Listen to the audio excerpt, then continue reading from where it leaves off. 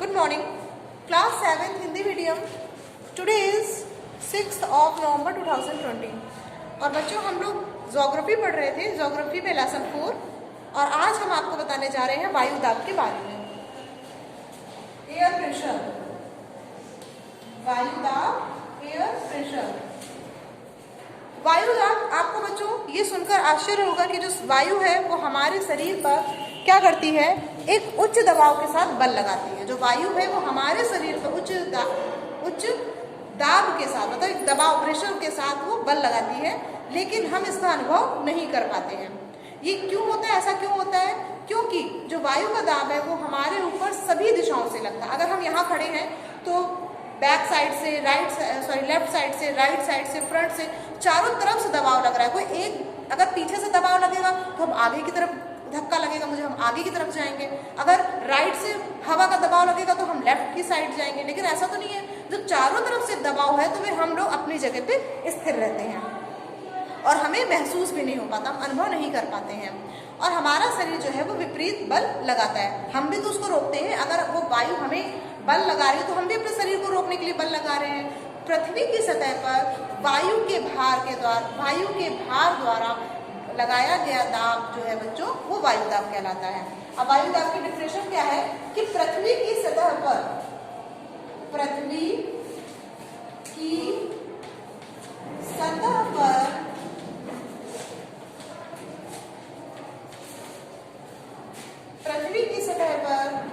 वायु के भार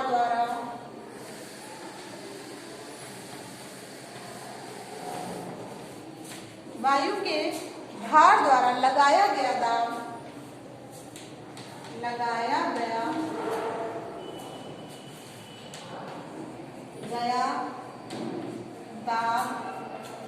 वायु दाब कहलाता है।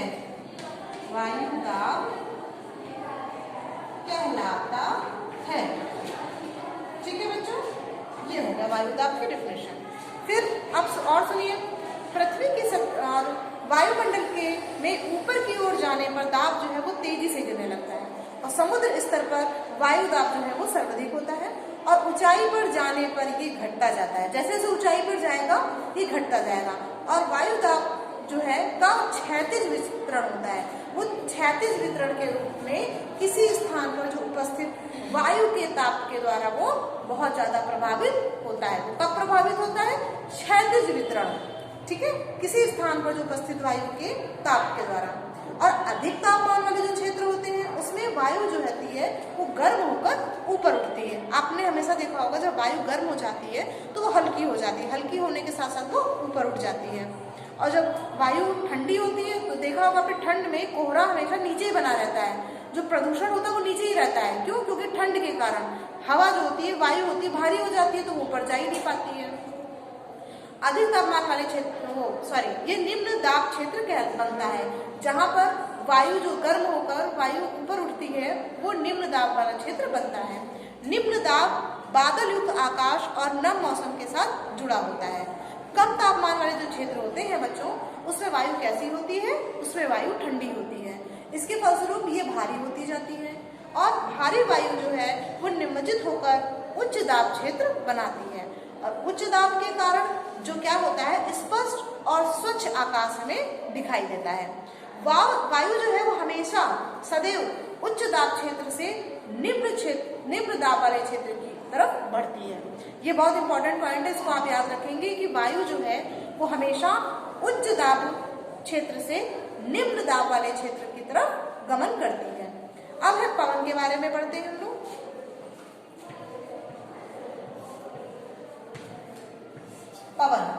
पवन क्या है कि उच्च दाब क्षेत्र से निम्न दाब क्षेत्र की ओर जो वायु गति को पवन कहते हैं। वायु की जो गति होती है उसे क्या कहते हैं? उसे ही पवन कहते हैं।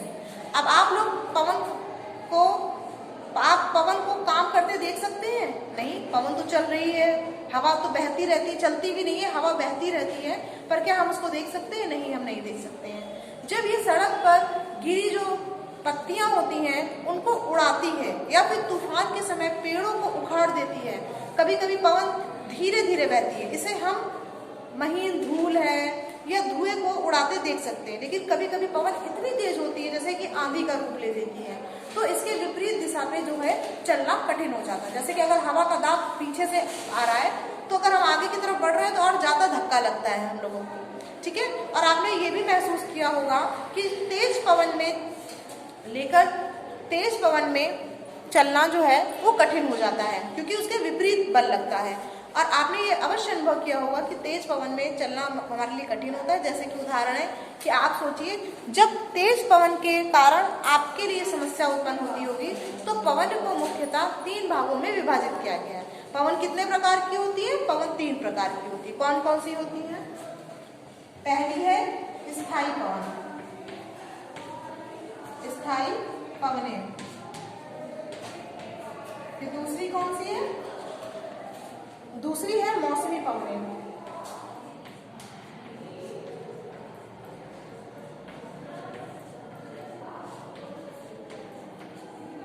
और तीसरी कौन सी है? तीसरी है स्थानीय, पहली स्थायी थी, अब है स्थानीय पवनें। स्थानीय पवनें।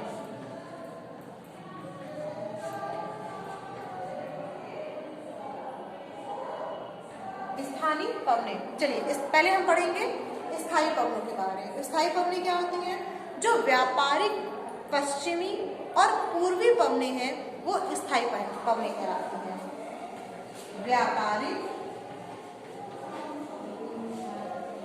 व्यापारिक पश्चिमी एवं पूर्वी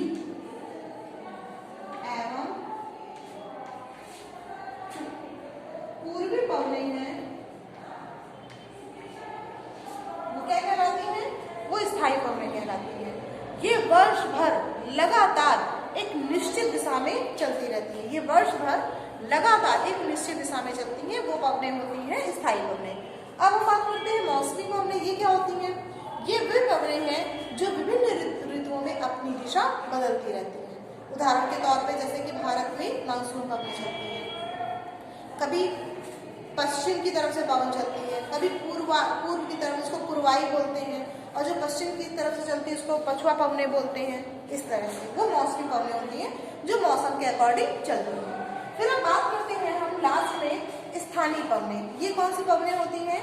ये वो पवन होती हैं बच्चों जो किसी छोटे क्षेत्र में वर्ष या दिन के किसी विशेष समय में चलती है, वो स्थानीय पवनें कहलाती है। कोई विशेष दिन होगा या किसी विशेष वर्ष में ये कैसे चलती हैं?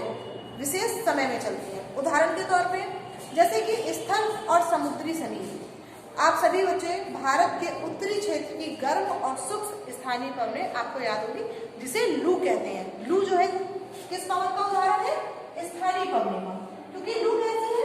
लू हमेशा गर्मी के सीजन में चलती है। कभी आपने सुना है कि शीत ऋतु में लू चल रही है? कभी नहीं। तो वो उसका एक निश्चित समय है, निश्चित मौसम महीने हैं, वो उसी दौरान चलेगी और पूरे वर्ष नहीं चलेगी। जैसे कि स्थानीय पवन का उदाहरण हमने आपको बताया लू है। लू जो होती है वो एक निश्चित महीने में चलती है। ये देखिए स्थानीय पवनें लू। स्थायी पवन जैसे व्यापारिक पश्चिमी पवनें और पूर्वी पवनें। मौसमी पवनें जो मौसम के अकॉर्डिंग चलती हैं, और स्थानीय पवनें जैसे कि लू, इसका उदाहरण हो गया। ठीक है बच्चों, तो ये था आपका आज का वायु दाब और पवन के बारे में। और हम आपको बता दें कि जो तापमान होता है उसको मापने की एक मापक इकाई होती है। तापमान को किसमें नापते हैं हम लोग बच्चों? डिग्री सेल्सियस में नापते हैं। और इसका आविष्कार किसने किया था? इसका आविष्कार एंडर्स सेल्सियस ने किया था। एंडर्स सेल्सियस ने इसका आविष्कार किया था। और सेल्सियस पैमाने पर जल जो है वो 0 डिग्री सेल्सियस पर जम जाता है और 100 डिग्री सेल्सियस पर उबलने लगता है। ठीक, इसका एक शॉर्ट नोट टाइप का है, वो भी हम आपको भेज देंगे। प्लस आप ये भी जानते होंगे कि चंद्रमा पर वायु नहीं है, वहाँ वायु दाब भी नहीं है। जहाँ वायु नहीं होगी वहाँ पे वायु किसी प्रकार का दाब नहीं लगा पाएगी। तो अंतरिक्ष यात्री जब चंद्रमा पर जाते हैं तो विशेष रूप से सुरक्षित हवा से भरी हुई एक अंतरिक्ष पोशाक पहनते हैं। अदरवाइज वो तो तैरते ही रहेंगे, वो एक जगह स्थिर हो ही नहीं पाएंगे।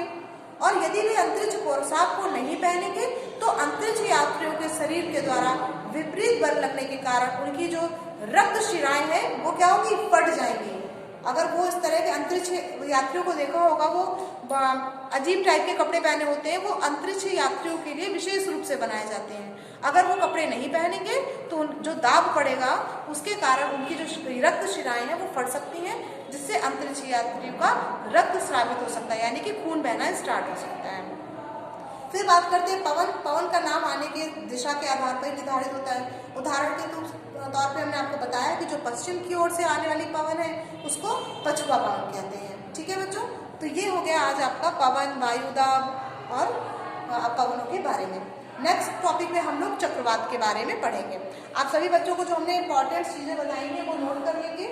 साथ में इस तरह से ब्लैक बोर्ड का कोई भी बच्चा कॉपी करके नहीं भेजेगा, जो पढ़ाया है वो आप भेजेंगे। So thank you class.